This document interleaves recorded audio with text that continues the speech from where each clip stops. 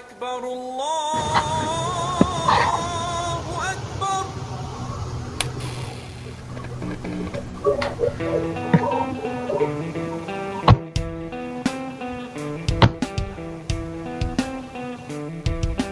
I'm not able to. How do you mute your microphone? Well, hello there, everybody. This is Will Coley, broadcasting live from our secret Liberty bunker here in the beautiful Smoky Mountains of East Tennessee. I'm joined by my regular co-host, Davi Barker.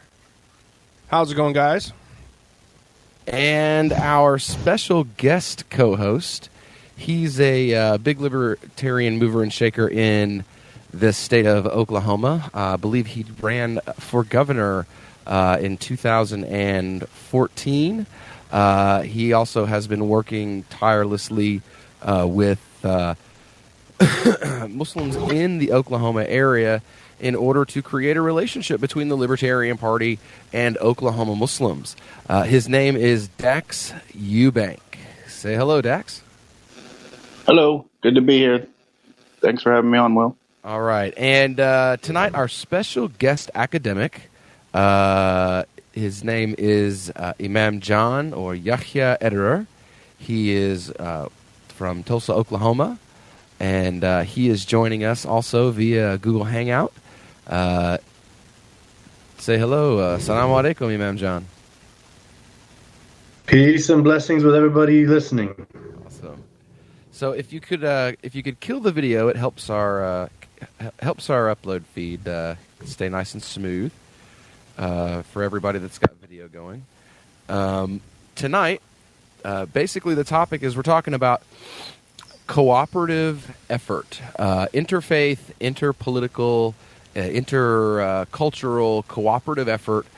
Is this something that is encouraged by Islam? Is this something that was practiced by the Prophet Muhammad sallallahu alaihi wasallam?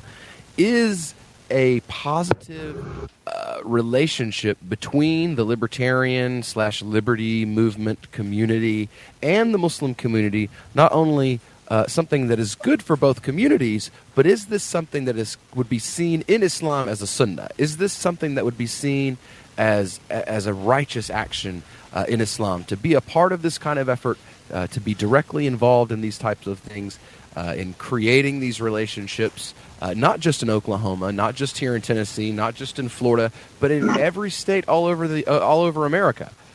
So we decided to bring Dax on because Dax has personal experiences at working in these kinds of things. And then Imam John, I have to ask, these are libertarians. These are people that on some social issues may not agree with Muslims on moral issues like drinking. Muslims don't drink, but libertarians don't think there should be a government regulation of alcohol. So, there are certain moral issues that Muslims and libertarians may not completely see eye to eye on, but does that prevent them from being able to have a cooperative relationship with one another? Yeah, the Holy Quran is very clear in this issue. It says, interact with everybody based upon goodness and righteousness, and do not deal with people based upon sin and transgression. So the Quran defines the human family as all created from male and female, and many different tribes and nations with different linguistic and ethnic backgrounds. And it encourages us in that verse talking about the nature of humanity that you must come to know one another. And the greatest among you are those that have the most upright character, and God knows about these things, and it's his business to judge. So 100% sure the attitude of any Muslim should be find anybody that I can agree with and try to build a platform and a bridge that we can work together. If we disagree with things, then we don't make that our basis of our interaction, and we let people to do as they like because it's their right as human beings to do as they like according to what they believe. Okay. So, Dax, you're here with us. You have had some personal experience with this kind of stuff. What has been, your personal experience with this effort of creating a collaborative outreach with the Oklahoma Muslim community? Well, I'll tell you that being born and raised here in Oklahoma, raised a Southern Baptist. I'm not a Southern Baptist any longer, but raised in that kind of culture. And being raised in Oklahoma, in the early part of my political awareness and adulthood, I was the typical person that was very afraid of Muslims, very afraid of Islam, and had a very big misconception about it based on, what I saw in the news media and everything like that. But through my, kind of transition to becoming a libertarian, I also kind of transitioned away from that fear as I began to meet Muslims and make friends with them and interact with them on a human basis. And what I found out is that my Muslim friends and I can interact. We can argue even about the tenets of our faith, and we can do so without ever having to resort to violence. And in doing so, in fact, is the only way that we can actually have an honest discussion about the differences that we may see about something. Because at the moment somebody resorts to violence, the conversation is over at that point. We've abandoned reason at that point and chosen, instead of to act like human beings who have been gifted reason by God, we've been chosen instead to act like animals and fight with each other physically. And so as that kind of epiphany hit me and I began to see Islam differently, see Muslims differently, it just became a natural part of what we're doing. And in the culture and in the environment that we're in today, the Muslim community in Oklahoma and across the nation is being specifically targeted with lies, with hatred, with all of these things. And we thought it was important as libertarians and just as human beings to stand up and begin taking the opportunity to make sure that the Muslim community knew that there are people in Oklahoma and in Oklahoma City that don't hate them and in fact welcome them with open arms, and also to show our friends and neighbors that these are people and they're good people, and it's okay to go up and get to know them and become friends with them. And it's a part of building a community, and we can't have these communities. We can't build a community in Oklahoma and Oklahoma City if we have parts of that community that we ostracize for one reason or another. And so in doing so, we've had several activities as the Libertarian Party, specifically where we've shown up at Muslim days at the Capitol, where we've shown up just to be a welcoming committee or to be a counter protest to some of the ugly protests that have happened throughout the state, just to be a friendly voice and a welcoming voice to the Muslim community so that we can kind of tone down that rhetoric and kind of try to open up a dialogue, not only with Muslims, but also with these people who are really just blinded by fear and propaganda in our state. Well, it's pretty evident from what I've seen that this has been a really positive relationship that you guys have created between yourself and there'll be a couple of other activists that were involved in this effort that will actually be joining us, inshallah, in about an hour to discuss, more in depth what you. In fact, I think I met you, Imam John, at the Muslim event that was held in Edmond not too long ago. Out in the parking lot, we had set up a little welcoming committee with some friends of ours. Oh yeah, that's right. We had a kind of a conference about the life of the Prophet, and yeah, I remember very much so the crowd that was on the outside. Yeah, so I didn't know that was you. So it's nice. Yeah.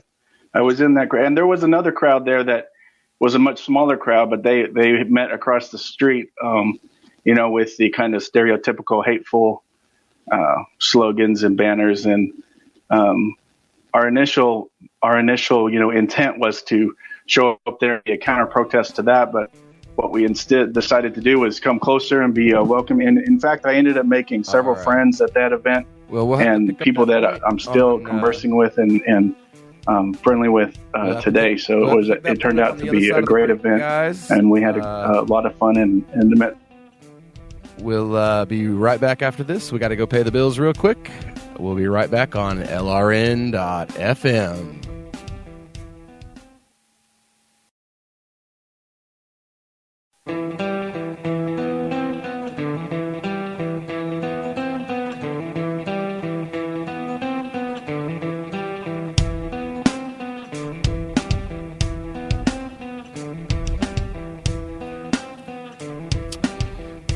All right, guys. So we're back.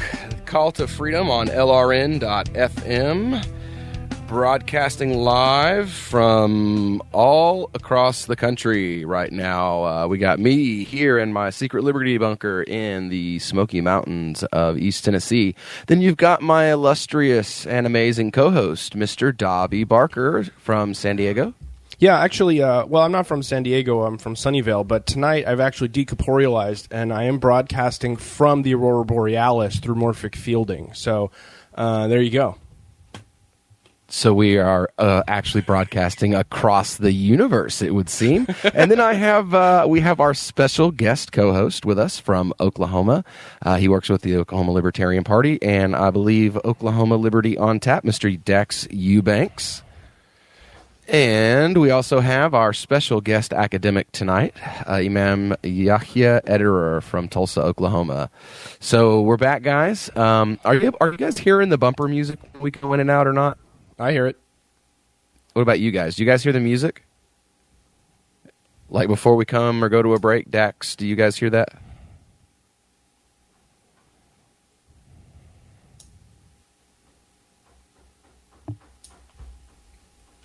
Okay, so I guess I'm not hearing Dax at all. You guys there? Yep. Yep, We're here. awesome. All right, cool. Where did everybody? Okay, awesome.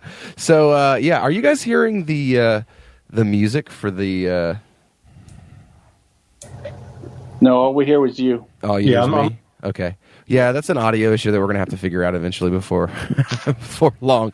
I think it would help out with a guest knowing what's going on with what we're doing. So yeah, we were discussing the relationship that popped up in Oklahoma. I can't wait until 11 o'clock when we get Priscilla and Adam on the air with us too, so that they can talk about like their efforts to kind of reach out to the Libertarian Party and the efforts to reach back. But there are some issues actually that there's a story I wanted to talk about tonight that I just saw. It would seem that social justice warriors don't really know a whole lot about economics. I mean, that's not something that's new to most libertarians, but to some people, it is new news that social justice warriors are not particularly informed about the issue of economics. And there's this article that's been making the rounds, and I've seen some social justice warriors just like, woohoo, yay, victory, victory, thousands of people will now be unemployed, woohoo. We scored against Walmart. Woohoo! You've confused me entirely. I don't understand what social justice has to do with economics anyway. Like to me, social justice is sort of code for racial justice, and it doesn't have anything to do with economics. So whether they understood economics or not, who cares? Oh, okay, well, the issue is this new push for the $15 minimum wage. Basically, there were a bunch of stores that were supposed to be opened in the District of Columbia area, and they were not opened. Basically, behind closed doors, Walmart was talking about basically DC has an $11.50 an hour minimum wage, which is pretty hard on Walmart's bottom line. There's efforts to raise that now in the next ballot to $15, along with something about a state pool that businesses have to pay into to offer all employees, even like minimum wage employees, paid days off. And basically that all of this regulation, price fixing, all of these things have created a situation where they have literally priced these workers out of the market to the point that Walmart has just decided we're just not even going to open these new stores in these areas because it's not financially feasible for us. It will cost us more than our profit margin in order to be able to operate these stores. So now you have hundreds of people that could have been employed who will remain unemployed because social justice warriors have to get out there and advocate for economic policies, like I said, when they have no clue about economics. But there's this, I feel like maybe to me this doesn't. Go ahead. Maybe it's just a difference in terminology, but to me this doesn't feel like the social justice niche of the left. This just feels like the left. Well, I would have to disagree because it's the same people they use in the same kind of jargon. A lot of times they try to wrap this wage argument in gender or race. Like wage gap stuff, sure. Yeah, and then of course there's always the issues like, the African American community statistically is in poverty more often. They have to deal, with all of these issues, and they're the ones who are getting the minimum wage jobs. So, in order to help the African American community, we have to, out of these impoverished, problems that they're having, we have to price fix. We have to set prices on labor, and literally price these people out of the market. But my question, this is an issue that I've had a number of discussions with people about, and to my understanding, and I'd like Imam John, if I am incorrect, please correct me and show me a source that shows me I am incorrect. But price fixing on labor is considered oppression by Islam. Is that not correct? The Prophet ﷺ was approached by a group of men who asked him to fix prices, and his response was that he would not do so because he did not want to be seen on the Day of Judgment as having oppressed someone. Actually, I'm gonna have to disagree with you on this one. The reality that the Prophet Muhammad, peace be upon him, and the later caliphs that came after him, was their big concern was that the state would monopolize for its own interests, or that some powerful people would monopolize. Actually, if you read into the life of Umar ibn al-Khattab, may God be pleased with him, he actually did emphasize when certain people would have, the sole access to a good, that he would prohibit monopolize. And whenever it came down to people becoming very, very, very, very rich, and then other people were very, very, very poor, as we see nowadays in the oligarchy we live in, that he would take it from the rich people, and he would. So like when it comes to like Walmart or something like this, I can't imagine that paying these people $15 so that they could have a decent living is going to cause much dent to looking at that family together is worth, more than any other family on planet Earth. So clearly they're making their money out of the way they're doing it, and $4 for each extra employee, I can't imagine that's going to harm them, or that would be oppression. I surely wouldn't think it'd be oppression to Walmart, the family and all their vast income. But doesn't that disagree with the words of the Prophet ﷺ himself? Like I'm not particularly interested in what Omar did in his government. What I'm interested in is what did the Prophet ﷺ do when he was specifically approached by a group of men who asked him, please set prices. And unfortunately, goodness gracious. All right, we're up against a break. We got some music coming in. That means it's time to pay the bills. We're going to be right back after these messages. And this is Will Coley with LRN.FM and Call to Freedom.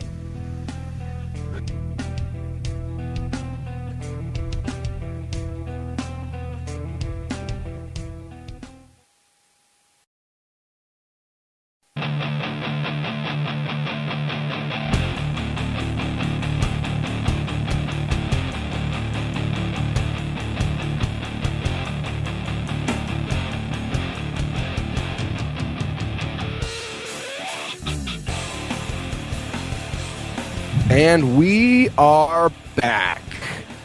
So, we were just getting into a little discussion about the idea of price control, price fixing. Is it okay to have price fixing according to Islam?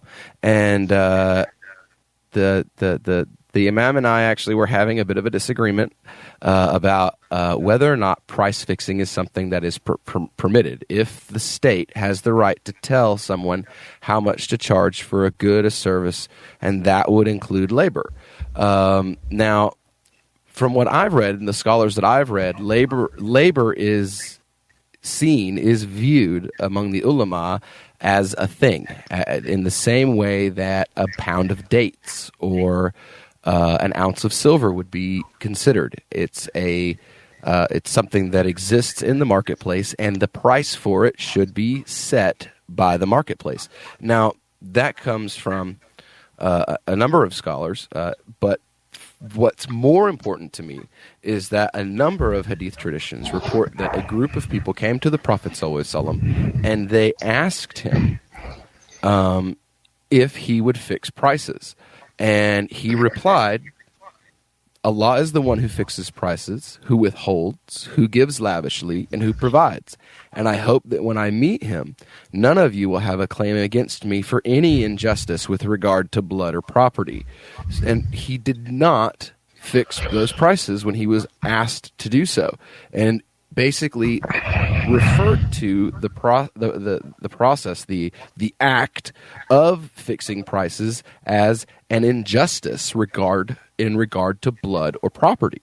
So how can price fixing not be oppressive if it's something that the Prophet ﷺ himself refused to do when asked to do so? And this was at a time when it was because the prices were too high for the poor to be able to afford this particular good. So the issue was the poor were unable to afford this thing that they needed, and they asked to please set the prices so that they could be afforded. And the Prophet ﷺ was unable to do so because, according to him, it wasn't something that was allowed. So I'm getting a disconnect here. Yeah, so let me clarify. I've pulled the hadith up on a hadith commentary website called IslamicThinkers.com. This hadith shows that it's prohibited for a Muslim ruler and authority to carry out this act, and sinful if they carry out. Any citizens living under the Islamic State has the right to complain to the court for unjust acts against the person who is put down. So basically the first part of it is this might not be in every situation. The second part is proving the exact opposite of what you were saying.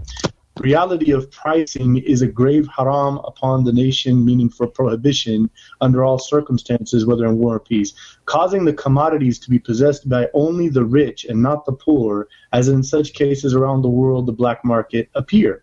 The monopolizing of goods is an important part of the capitalist system. This allows the price to be fixed as there is going to be demand for this product at whatever price they desire. In Islam, monopolizing is prohibited by God, so the likelihood of poor people being denied the ability to own these goods is not stopped. So actually the hadith is the exact opposite. The way the hadith would be applied in the Walmart situation is it would be said that Walmart is fixing their level of paying its employees way too low, controlling, making it to where Walmart isn't fixing the they're deciding to pay people a wage that is not worthy of the amount of hours that they're putting in. They're not living at these. I would argue that they're paying a wage that the market demands, that the market allows, because whenever whenever you attempt, and we've seen this now in multiple cities, when you attempt to raise that price, when you attempt to raise the cost of labor, businesses stop hiring. Businesses go out of business. We saw it happen in Seattle. We're seeing it now happen in D.C. So when you fix prices, when you say labor that's worth $5 an hour must be paid $12 an hour, then you're now pricing those people out of the labor market. You're creating a situation where instead of helping the poor, you're actually making their lives harder, like what happened here with Walmart, where instead of opening a business so that these people who don't have jobs can gain employment, now that those businesses will not be opened. And how exactly did those poor people benefit from that? So did you hear the story about the man who started the startup from a credit card company in, I believe, California, or maybe it was Seattle, and he went to a TED Talk and he saw this thing about income and how people are living, and he found that no person in America can live under $70,000. No family can live with under $70,000 income.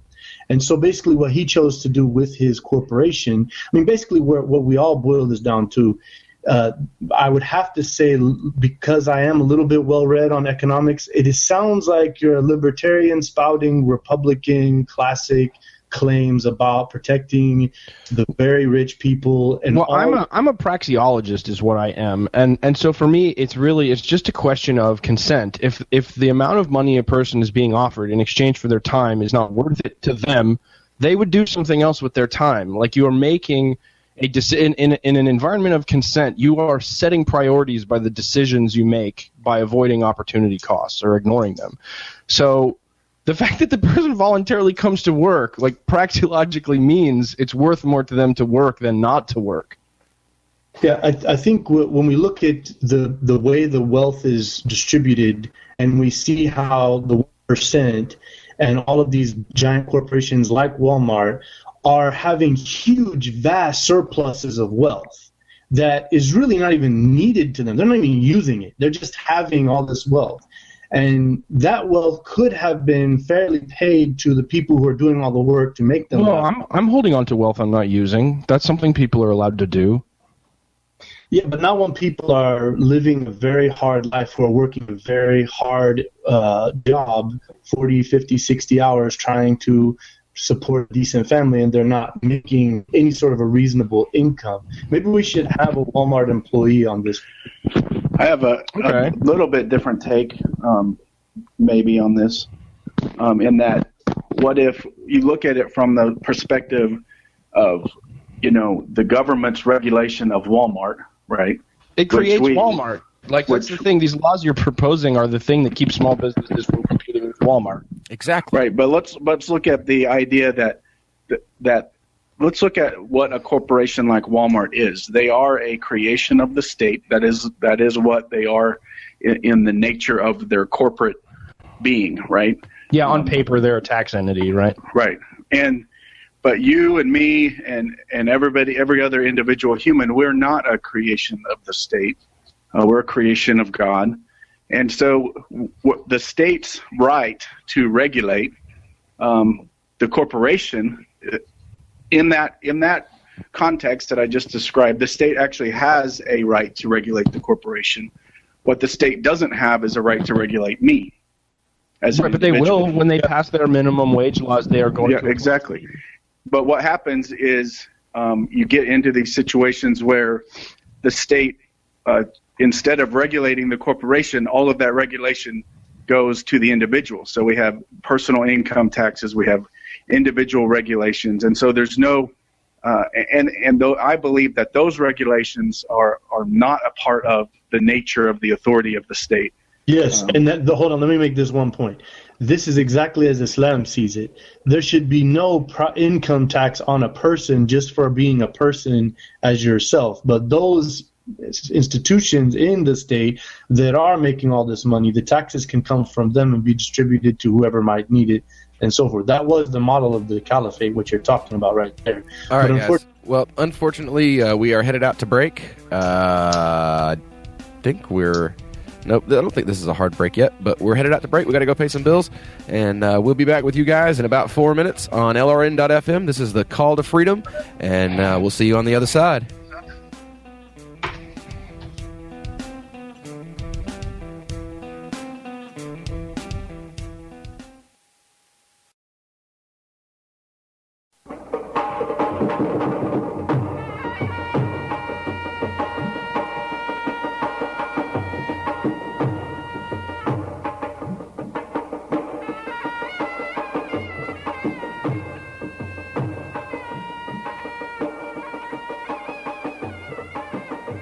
Yeah.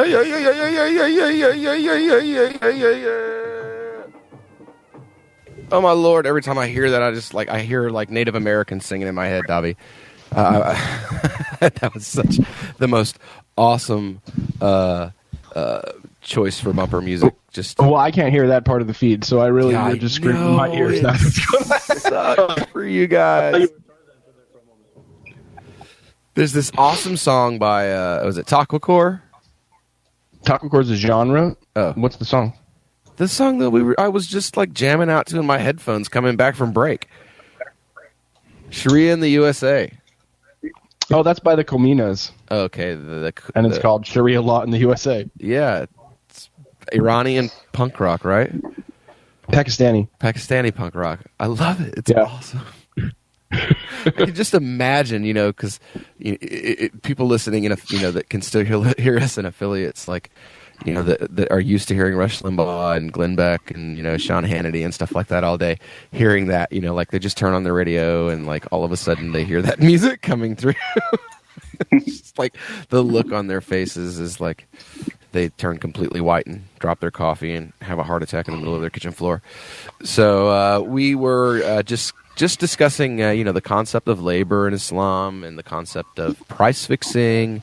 Imam, Ederer, and Davi were having a discussion, and then we got interrupted by the bumper music. So you guys get back at it. I mean, that's the interesting part of this whole thing. That's why I'm bringing these different Muslim voices and libertarian voices together, so we can have these discussions and and kind of hash these things out, because that's one of the beauties of Islam, is the fact, we can have differences of opinion. We can have ikhtilaf. There's a reason the term exists. There's a reason there's multiple schools of thought. And it's for, things like this, where people read the text, and when I read the text, what I hear is, when I hear the text, I hear, don't fix prices. People came to the Prophet ﷺ and said, please fix prices. And the Prophet ﷺ said, don't fix prices. And a number of scholars since that time have discussed whether or not labor is a good, or like dates or diamonds or gold, or if it's more of an idea kind of thing. And the scholars have come to the opinion that the price for labor should be set by the market in the same way that it would for any other good or service. So picking up with that, let me bring these guys back, and y'all go at it. So here's the thing that... go ahead. We're all jumping at the bit. So in Islamic law, there's something called the qiyas ma'al fariq. When you make an analogy that is wrong. And so basically that's in derivative methodology called usul al-fiqh. There is something very established called qiyas, to make an analogy. So you basically took some oranges and tried to throw them together as apples, as oranges and oranges. So basically the hadith, its intended purpose, the illatul hukum, the justification for the ruling, was that rich business people could not fix the price in order to stay monopolizing the wealth. So if you wanted to properly apply that, you would say that if you wanted to make that analogy and say that somebody's work that they do is some sort of a commodity, which there is an opinion that says that, then you would say if somebody's going to work a full job and they're spending full time working on that job, and then the way you're fixing their income as what you're saying that you're willing to pay them at a low level, then the Islamic law is going to come against the employer, saying you have to pay that person enough to live. Just like, the price fixing is that people that were buying those commodities, they're going to go broke because they're buying. Or else what?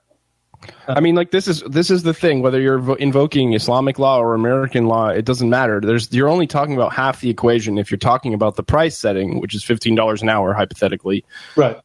The other half of it is enforced how? Like, that's the part of the question that people always ignore. Like, I know from working in startups that when new regulations come down the pike, there's a tipping point in a small company when you go from trying to comply with the regulations yourself to actually hiring a full-time compliance officer. And that tipping point keeps people small, and it puts people out of business. So you can't just tell me, oh, well, the wage should be $15 an hour. You have to tell me enforced how? What happens if I don't comply? What forms am I going to have to fill out? What departments am I going to have to get on the phone with? The bottom line is this: oppression is completely, absolutely prohibited, and it is an absolute abomination. But define how?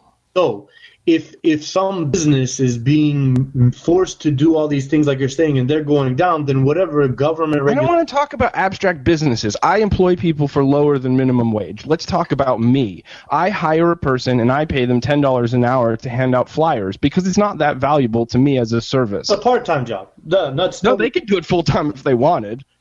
Yeah, but that's not fair. If you're going to employ somebody for a full-time job, that's all I can offer. The job, it doesn't exist if I have to pay them more.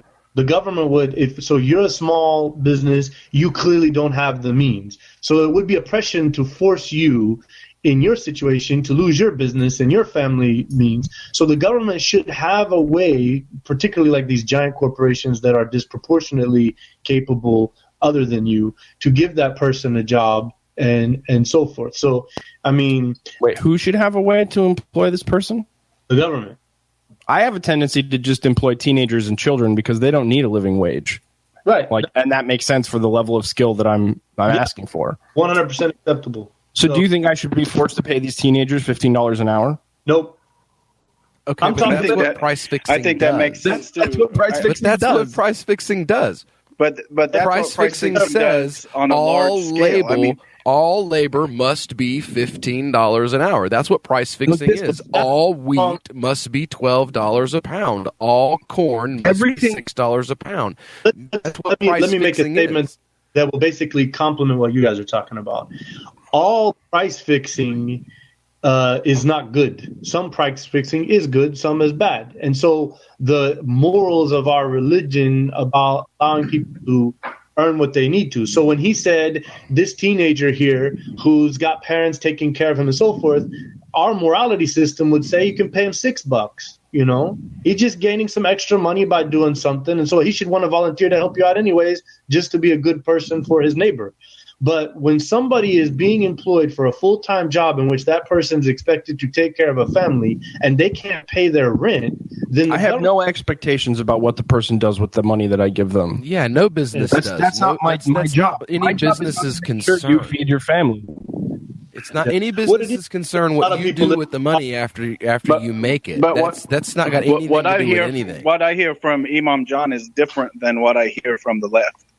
That's different. Yeah, with a nuance. Because what I hear is a nuance that, because the fact of the matter is that every discussion in our political rhetoric is so polarized that it's hard to actually have a discussion about it. Because, for instance, in the minimum wage discussion, the discussion is, should it be $15 or should it be the market be free to do whatever it wants, right?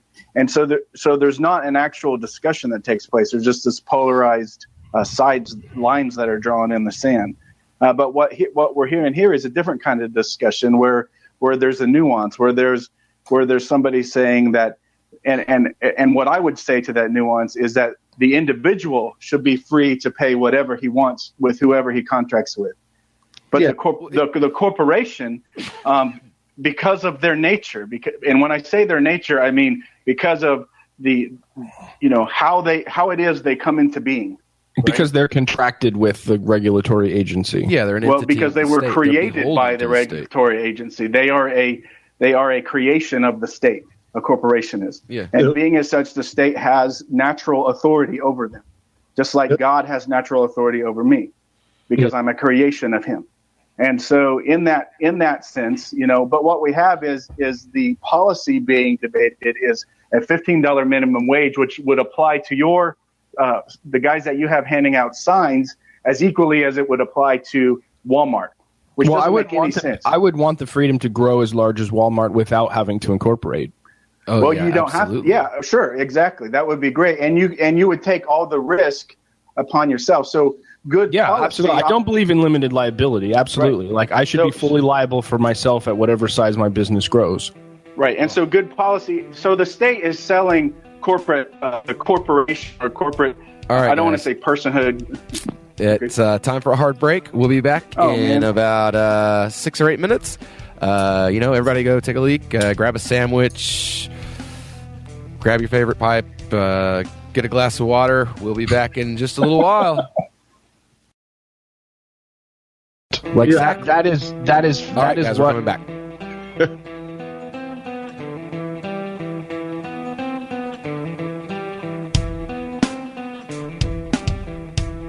All right, guys, we are back on the other side of the break. This is Will Coley with Davi Barker and our guest academic John Ederer and our special guest host Dax Ewbanks, all calling in with the exception of Davi from Oklahoma. We've been discussing price fixing and wage, labor, all of these wonderful things. And I think we actually just had a little off-air discussion that unfortunately didn't make it to the rest of you guys, where we kind of had a breakthrough. I think we kind of realized that we were sort of talking past each other. Imam John was saying that that price fixing in labor would be something that would be okay, whereas I was saying that it wouldn't be, and basically what he said was.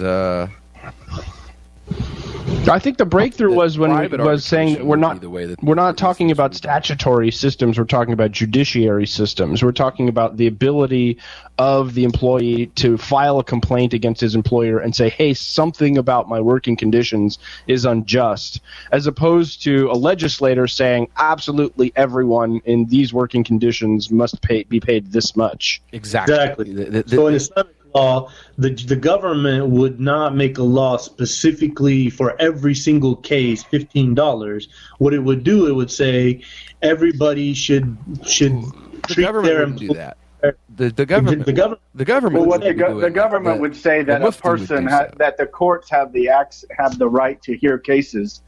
Well, yeah, but this is what I was getting at. The courts like, are technically supposed to be separate. Like we have this. Not supposed to have control over law, over the creation of law, or the. We have this notion in the West that the judicial branch is part of the state, and that's true in this system, but that's not true in early Islamic systems, and it's certainly not true in the Prophet's life, and it's certainly not true in the biblical era of Judaism. Like the judiciaries were free from the government, and I don't think even in the modern world they require a government to implement this sort of arbitration. Right. I would say that it does when it comes to when you have to use force to implement the decision of the court. Yeah, so that's basically what it is in Islam. What it would be is the government would just say the value that governs anybody who's employing anybody, which is treat your employees in a reasonable way according to their situation.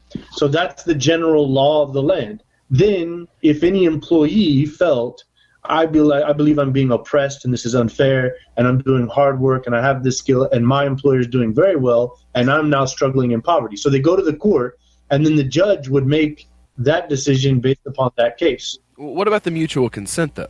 Because, I mean, this is you have to admit that is a Quranic standard that trade is done by mutual consent. So I would say that's one of the reasons courts exist is because sometimes mutual consent happens from a strong personality to a weak personality. Well, yeah. The concept of duress, it does exist, and I'm sure that would kind of be the purpose of the court would be to look at the situation and see, is this person giving their consent to this wage in this condition as a state of duress? And but again, that's not statutory legislation. That is private arbitrary bodies. These are private arbitrary courts that look at these situations and decide whether or not oppression exists. And is the duress coming from the employer? Because a lot of times it's coming from nature. Yeah, but that's even then different from statutory price setting. But here's a nuance on this thing. This person who's going to get a job, if they can't find a job because the ones that are around them that are offering to pay them will not give that person a means to. They have a skill.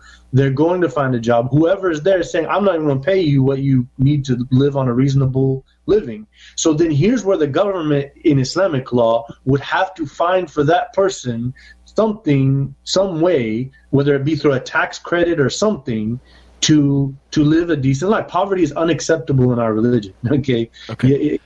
So unfortunately now, we're going to have to switch gears real quick. We've got our next guest is on the line with us. We have Priscilla Gaulston Khader. She is a sister who is also from Oklahoma.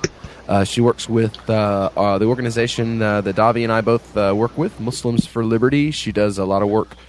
She basically runs the state of Oklahoma for Muslims for Liberty. and I wanted to bring her on. And salam alaikum, sister. Walaikum salam and good evening. And I do not run the state of Oklahoma for Muslims for Liberty. You do more than anybody else that does out there. Well, I that's certainly for didn't sure. do it. For real, like Davi and I aren't the ones who put in the legwork that you put in. That was all you. You kind of literally just handed it to us, and we're like, "Here's this thing that I did. What do you think?" And we were all just like, "Wow." So, What was it you're referring to exactly? Just basically the relationship that exists now between yourself and the Liberty community within Oklahoma. The doors that were opened because of the relationship. Now there's a relationship between these people and Adam, who hopefully will get the opportunity to join us. I talked to him a few times over the last couple of weeks, and I sent him a link as well. He said he was definitely interested, so hopefully he will appear on screen at some point in time. Okay. Well, thank you for inviting me and having me on board. It's an honor. Yeah, we wanted actually to talk about how did it happen?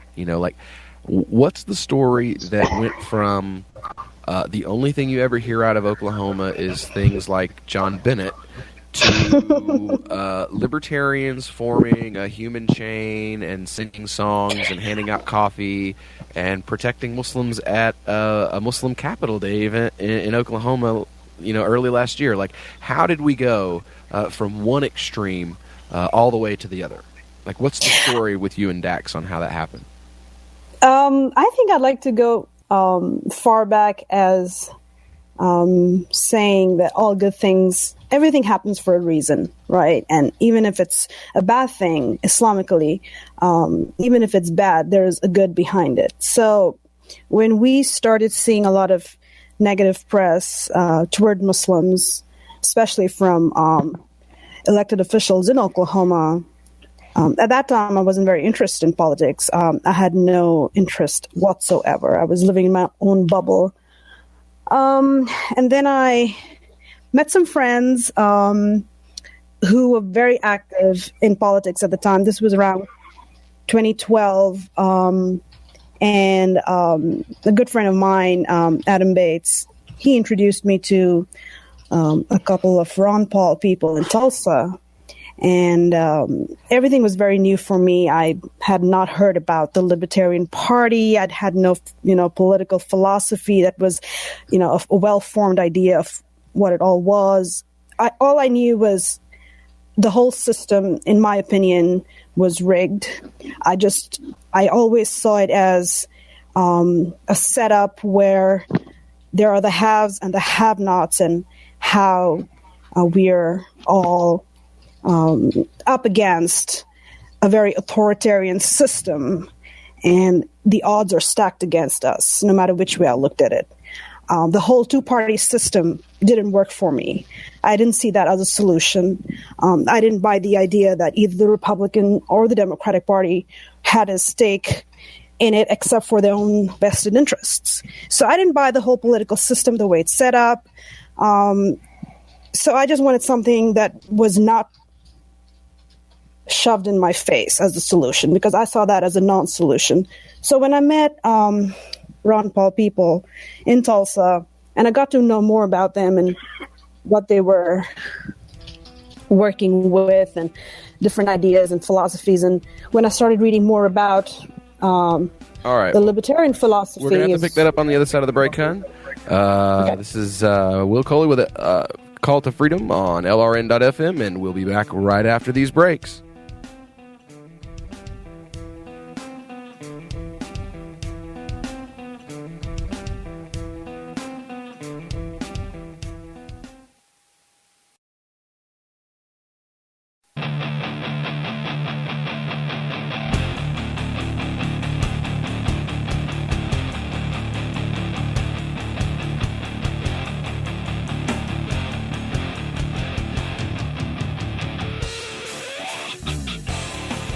We are back.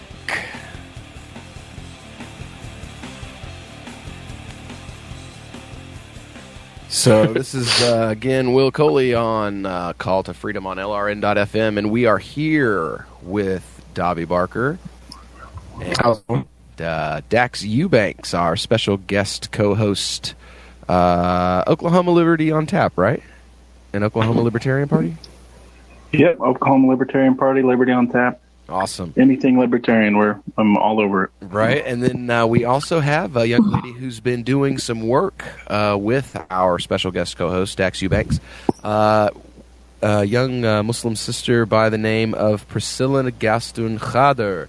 And we've got her on with us for a little while. Everybody say hello to Priscilla. Hello, Priscilla. Hello. Hi, hello.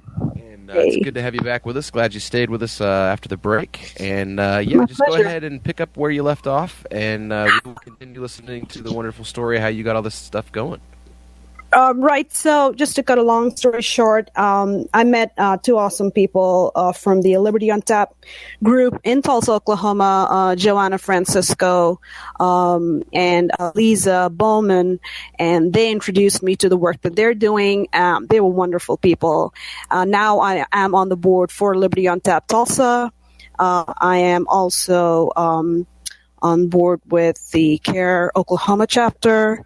And I'm also on the board with the Ann Foundation, which is the only Muslim women's organization in the state of Oklahoma for women and children who are disenfranchised and who are abused and need any kind of financial, spiritual help.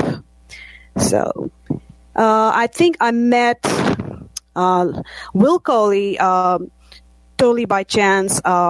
One of the ex-board members of Liberty on Tap Tulsa had asked me to speak on my Muslim perspective of libertarianism, and I had presented my ideas at a Liberty on Tap event, I think around 2013, and then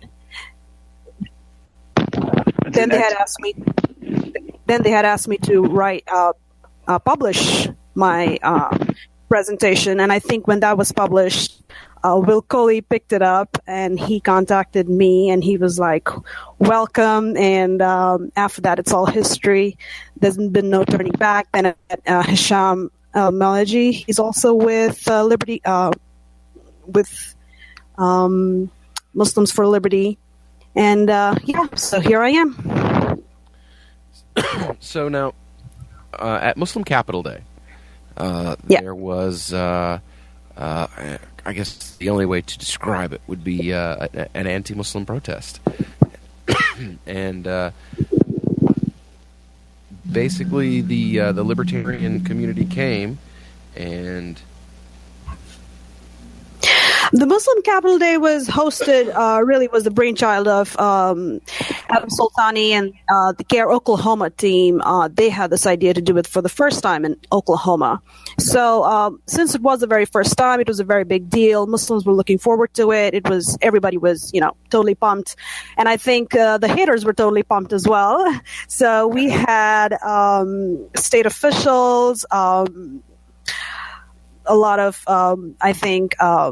Republican hardcore right-wingers from the state of Texas. People drove in from out of town who wanted to shout us down. Adam Soltani from CARE Oklahoma, he had built all these bridges with the interfaith community, with the ACLU and other groups that he had worked with. He had also built bridges with the Libertarian Party in Tulsa, in Oklahoma City, with Tina Kelly, Steve Long, Dax Ewbanks, Larry Kelly, all these awesome, wonderful people. So John Bates and Nancy Bates. So we had this whole, this pool of amazing friends, supporters that were right there on call. Anytime you need us, we're there. So we had these two groups that came together, the Libertarian group, the Interfaith group, that they just put in their resources. They were like, we're going to be there. If they're going to shout you down, then we're there to, take care of stuff. So it was just wonderful. It was just magic happening that day. We had all these haters, and then we had all these awesome libertarians, liberty-minded people in the state of Oklahoma that just came out of everywhere that we would look. People who were in the interfaith community who were just phenomenal. They were there from the time we started. It was blistering cold day out in the wind, escorting us into the Capitol building. Literally, they were escorting us into the building. Walking a gauntlet of hate. I mean, yes, that's what I remember. We were referring to it as. Yeah, I actually saw it in the Free Thought Project when they wrote an article about it, or Anti-Media, actually, when they wrote an article about it. Mm-hmm. We had one of John Bates was literally spat at. The guy missed, but I mean that's the level of hate that, and I would say ignorance as well, because hate always stems from ignorance. And if these people knew better, I'm sure they would regret what they did. It's just that they just didn't know better. Well, you actually said something that kind of caught my attention, and it was something that I've noticed about these kind of things. You said that outsiders, basically, people who were from out of town, had come into Oklahoma. They had come into Oklahoma, and they were. Would you say the majority of the protesters who were at that event were out of towners? I wouldn't. Like I wouldn't be able to tell you for sure. I would think that question would probably best pose to Dax, because he was there outside. I was inside, just away from it all. I just walked this walk, and it was craziness. But right. Dax was right there in the thick of it, so he would probably be able to answer that better. All right, Dax. Yeah, definitely a group from Texas that came up. But I can't tell. I know that there were definitely some local people there. And it was blisteringly cold out. And do you think the out-of-towners outnumbered the locals?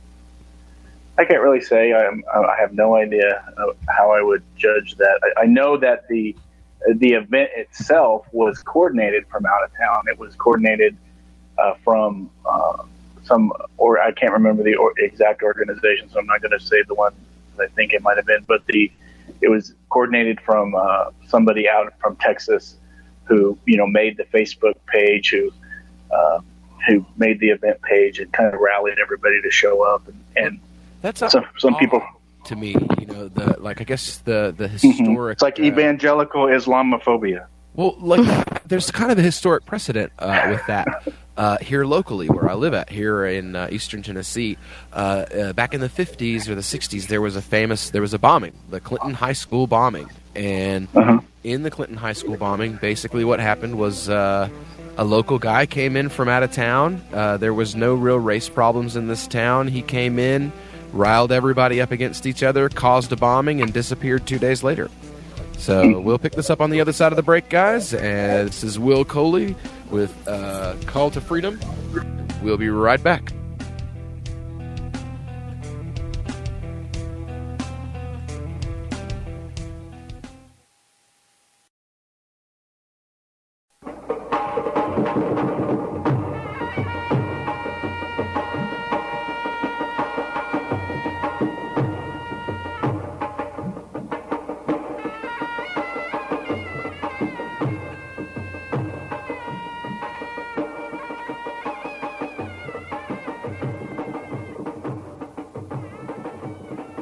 And we're back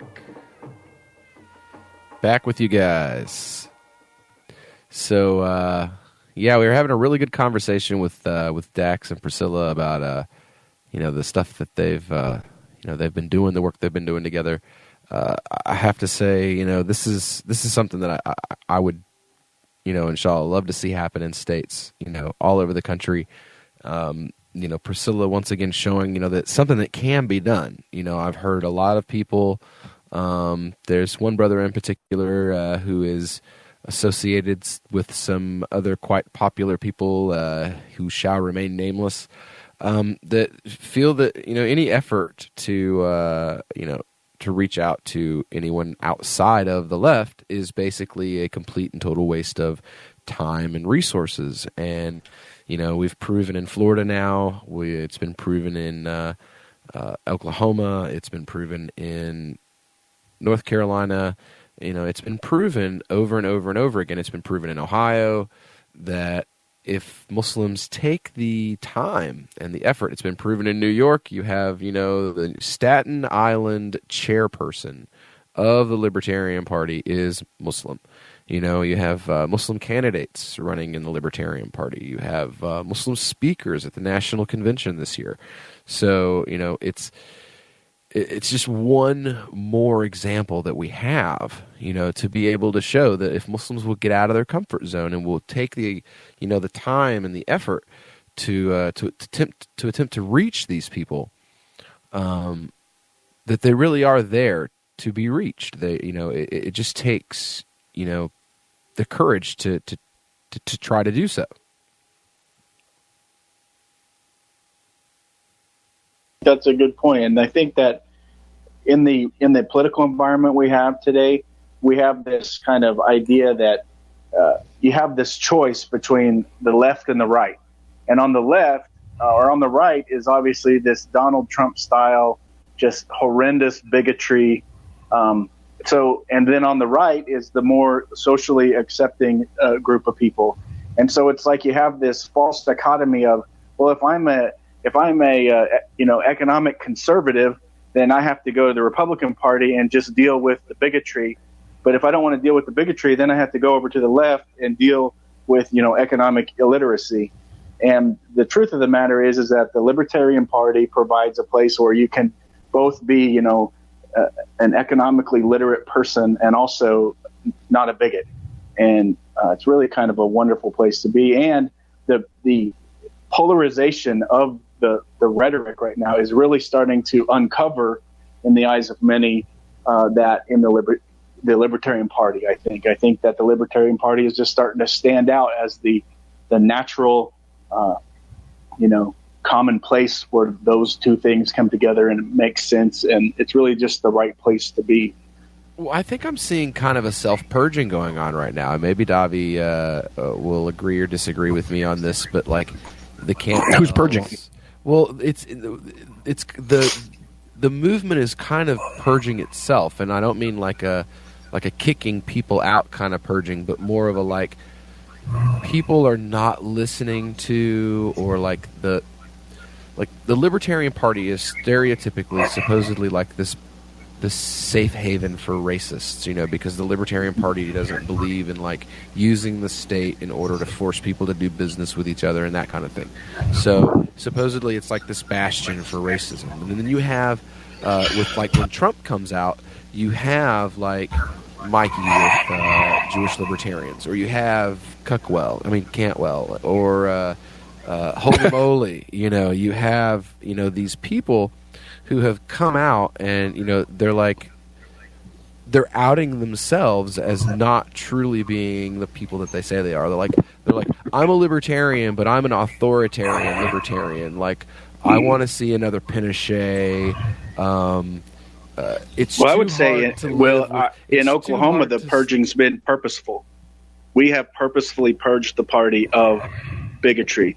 In fact, the president of or the chairman of the party, Steve Long, just a couple weeks ago, published a letter in response to a Facebook message or an email he got that was basically saying, I was a libertarian. The guy wrote him a letter saying, I was a great libertarian, but you guys are being way too friendly to the Muslims, and why do you gotta think that Islam is a religion of peace? And he kind of rattled off the Fox News talking points about Islam, and Steve Long took that email, took his name off of it, and wrote an open letter response to him that says, actually, you're not welcome in the Libertarian Party if that's your take, because we don't stand for that kind of bigotry, and we would rather you go somewhere else. Well, there you go. Right. Well, there you go. So, and as chairman of the party, it's his prerogative to lead the party in that way, and I support him in it because, frankly, most of that, the Islamophobia is war propaganda, which is inherently unlibertarian. Bigotry, may be something that is, I don't want to say acceptable or tolerable, but as long as somebody's not hurting somebody else or defrauding somebody else in it, Of course, libertarians believe they ought to be free to make those bad decisions. But well, yeah, if you don't like Muslims and you don't want to do business with Muslims, please put a great big sign up out in front of your business. Cause exactly, I would be more than happy to take my business somewhere else. You know, I want to reiterate. I want to put just a touch of extra attention on something you just said, because I've been thinking this for a while and haven't quite known how to put it. Because obviously, like, I'm totally fine with people not liking Muslims and not liking Islam and having a whatever discussion about it. But in the context of politics right now, it is war propaganda. Yeah, exactly. Like, you might not be calling for drone strikes in wherever, but like the rhetoric is absolutely them because of the rhetoric. You're at the very least contributing to the public support of the willingness to do that.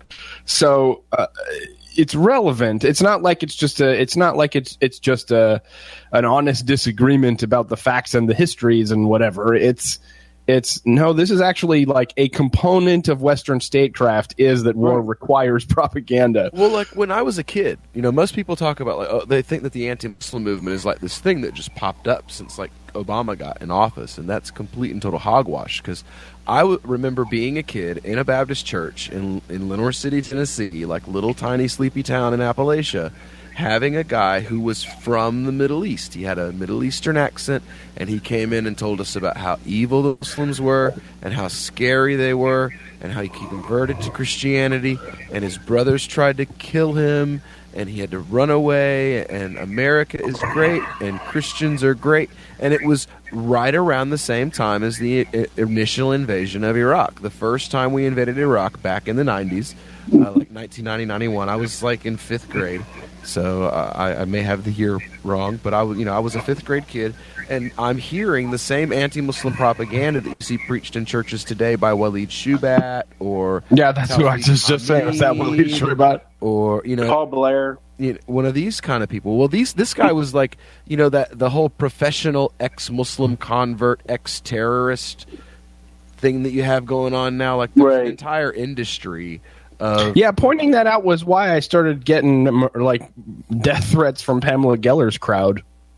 Pointing out that there was an industry of fake. I called it the fake Muslim conspiracy, and I looked at a handful of like these professional talking tour ex-Muslims, and I'm like, let's look at their background, let's look at their story, and it was like they were so full of holes they could not physically be the people that they claimed to be. Like. Yeah, it was just absurd. Like this guy was saying that he was a Turkish muezzin and like he grew up in Turkey, and he posts these pictures and it's these blonde-haired, blue-eyed kids with their shoes on in a carpeted garage. It's like it makes no sense. Does not make sense at all. Yeah, that doesn't work. And well, then you have like Shubat, who goes on national television and tells people that he bombed a hospital in Israel, and the police have no record of it whatsoever. So. Anyway, we'll pick this up on the other side of the break. This is Will Coley on the Call to Freedom on LRN.FM, and we'll be right back.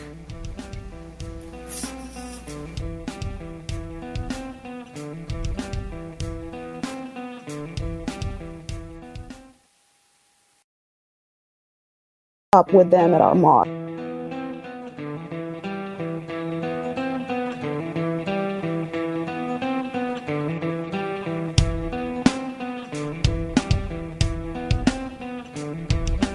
And we are back. LRN.FM, the Call to Freedom, broadcasting live from the Liberty Bunker in the beautiful Smoky Mountains in East Tennessee. Joined today by Davi Barker. Yeah. And, how's it going? Zahra. Oh my goodness. Yeah, and I've got your wife on my brain all of a sudden. Wow, that sounded awkward. Priscilla Gaulston Khader joining us from Oklahoma. Gaulston. Okay, I'm sorry about that. And our special guest co-host Dax Ewbanks. And Hello. I am completely word salad, tongue twisted for some reason tonight.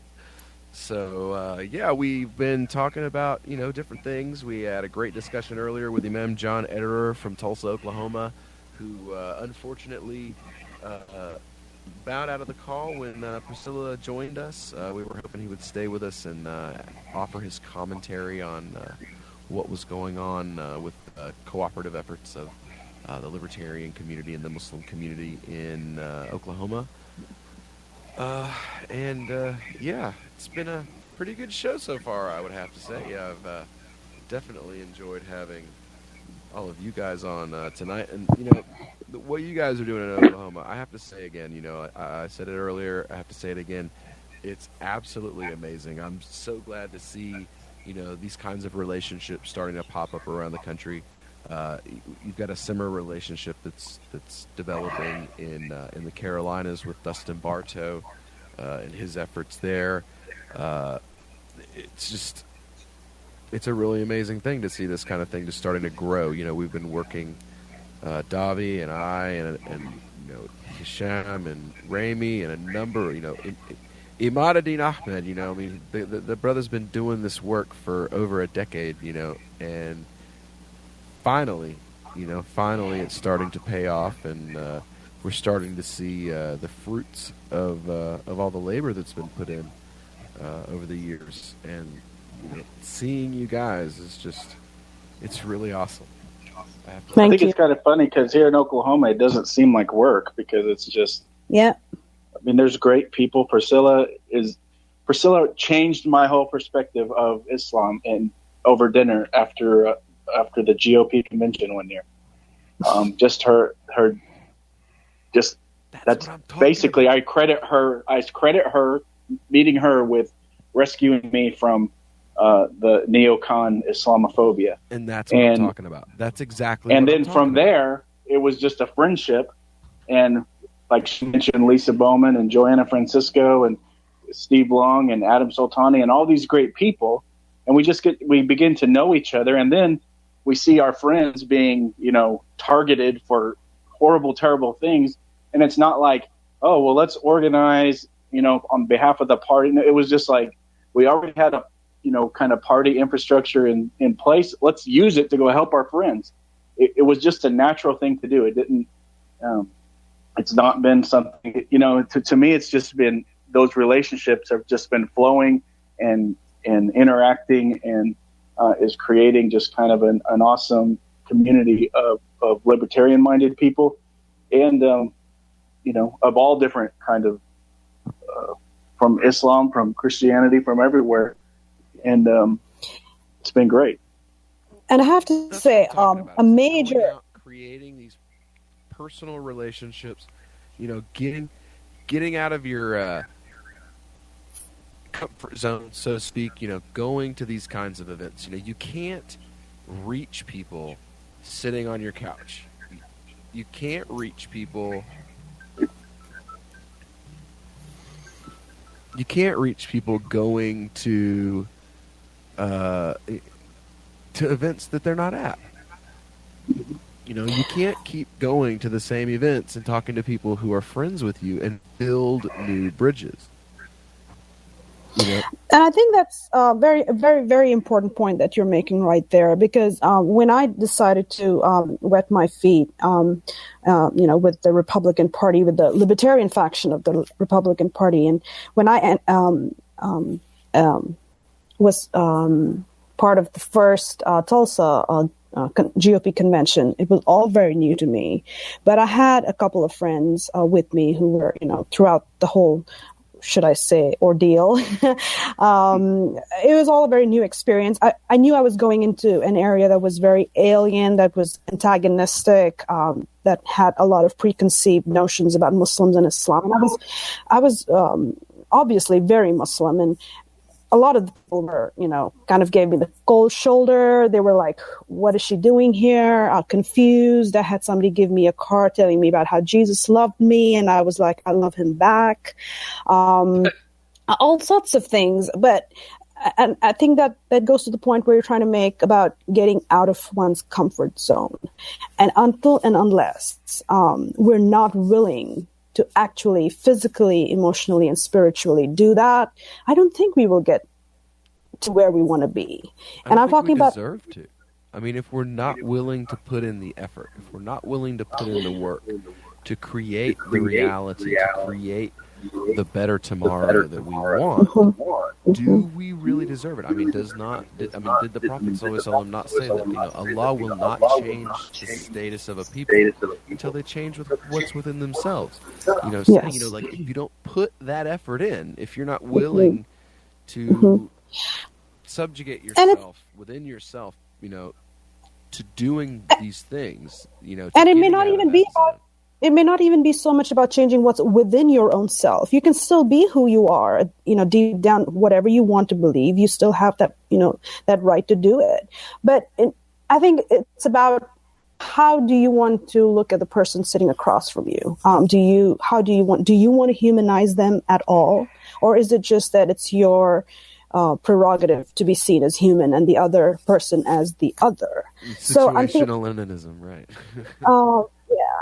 It's about a mindset, and if you're not willing to, come out of comfort zone and go that little extra, I would never have met somebody like Dax Ewbanks. I would never have met awesome people like Tina Kelly, the vice chair of the Oklahoma Libertarian Party, who is a trailblazer in her own right, and I would have loved to have her in this discussion. She has done so much in these last few months, I would say, building bridges with Muslims, with CARE Oklahoma. She has, absolutely. Get in touch with her, since Adam didn't come on for this episode. Get in touch with her. Find out when she would like to come on. We'll have her on as a special guest co-host. We'll have another Muslim academic on. We'll talk about an issue, and then we'll have Adam on to talk about the work that they've been doing together. And we'll get and Tina's in the process of planning the Libertarian Convention. We don't have a date set yet, but I know a part of that convention is, in our circle here, we have what we call the 4 M's, and these are the 4 subjects that tend to separate the Tea Party liberty folk from true, actual libertarian people. And the 4 M's are Muslims, Mexicans, marijuana, and marriage. And yeah, exactly. Man, I had everything but Mexicans. I had everything but marriage. So we use that kind of as our litmus test. And at the Libertarian Convention, we're going to highlight a few of the M's, marijuana and Muslims. And so there's one that almost every libertarian agrees on drug policy, obviously. But the Muslim issue, talk about marijuana law. That would be awesome. Yeah. Find a or we could have a Muslim marry a Mexican. Find a Mexican Muslim and have him give a discussion. I mean, it's like 3 of the M's in one medical person. Cannabis. It's like a trifecta. But yeah, and so we'll be highlighting Muslims at the convention, because that is an issue that we still get a lot of backlash, even from libertarians, about who basically they're just steeped in that propaganda. I mean, I'm shocked. I call it the Fox News sect of Islam. It's like its own version of Islam that Fox News and that whole group created, and nobody on earth follows it except for everybody that's afraid of it. Does that mean that we're going to have a Muslim speaker at the Oklahoma convention this year? That I believe that's in the works. I can't. Awesome. I don't know if anything's been finalized yet, but let me know. That's what that will be. I would love to be. I don't want to get out in front of what Tina's planning here, but I'd love to be able to put a list up and be like, see, these are all the states that have Muslim speakers at their libertarian state conventions this year. Please tell me what other political party is or does